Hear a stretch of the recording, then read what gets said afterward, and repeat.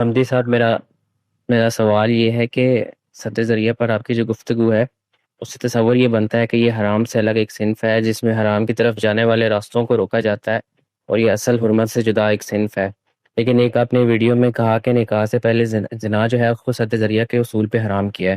میں نے آس غامدی بھی یہی سوال کیا تو انہوں نے کہا کہ سد ذریعہ کی بنیاد پہ حرمتیں بھی ہوتی ہیں، تو یہ جو سد ذریعہ کا دوسرا استعمال ہے جہاں پہ سد ذریعہ کے حکام فی نفس ہی حرمت بن جاتے ہیں، یہ آپ کا جو دوسرا تصور ہے اس سے متوازی نہیں لگتا کیا؟ شکریہ۔ حرمت اور حلت کا فیصلہ میں یا آپ نہیں کرتے، وہ اللہ تعالیٰ کرتے ہیں۔ قرآن مجید میں اس پر بڑی سخت تنبیہ کی گئی ہے کہ تم اپنی زبان سے یہ نہ کہا کرو کہ یہ حلال ہے وہ حرام ہے۔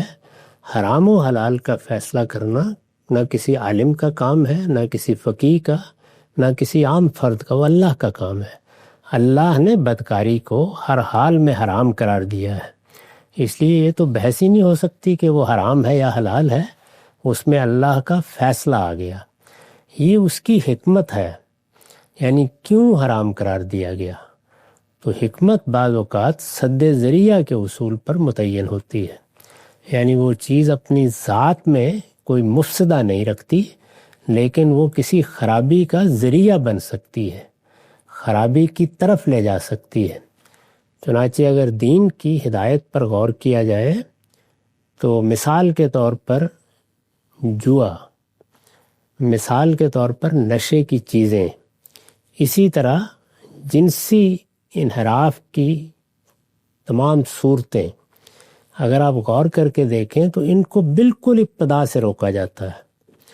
یعنی ہو سکتا ہے ایک شخص یہ کہے کہ میں جا کے کوئی 5-10 روپے ایسے کھیل کے طور پر لگا دیتا ہوں، اس سے کیا قیامت آ جاتی ہے، یا 2-4 قطرے شراب کے پی لیتا ہوں، اس سے کون سا نشہ ہو جاتا ہے۔ تو اس طرح کی چیزوں کو بالکل ابتدا سے روکا جاتا ہے۔ کیوں؟ اس لیے کہ یہ تینوں چیزیں، یعنی عورت بھی، شراب بھی، اور اسی طریقے سے نشے کی چیزیں بھی، یہ انسان کو ایڈکٹ کر دیتی ہیں۔ ان میں ابتدا بہت معمولی ہوتی ہے، لیکن وہی ہوتا ہے کہ ایک سوئی کے برابر سوراخ ہوا اور پھر آہستہ آہستہ وہاں سے ہاتھی گزر جاتا ہے۔ تو اس لیے اس میں دین کا طریقہ یہ ہے، حرمت حلت کا فیصلہ میں یا آپ نہیں کرتے، وہ اللہ کرتے ہیں، انہوں نے کر دیا۔